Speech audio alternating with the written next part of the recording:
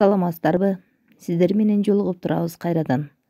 Анда сиздерге ыңгайлуу болуш үчүн бул эл адабияты деген жүктөмдү телефонуңуздарга жүктөп алсаңыздар, каалаган китебиңиздерди, каалаган макала каптарыңыздарды окуй бересиздер.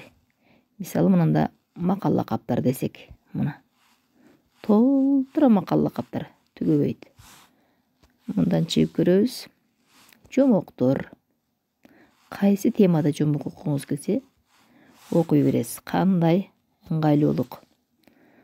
Сынган кылыч. Көрдүңүздөрбү? Бул жактан эмелер менен келет. Эми мындан чыгып тоолор кулаганда баскыңыздар келсе, мына тоолор кулаганда. Көрдүңүздөрбү? Эл адабияты деген жүктөмдү телефонуңуздарга жүктөп аласыздар. Кийинки суроолорду жолугушканча.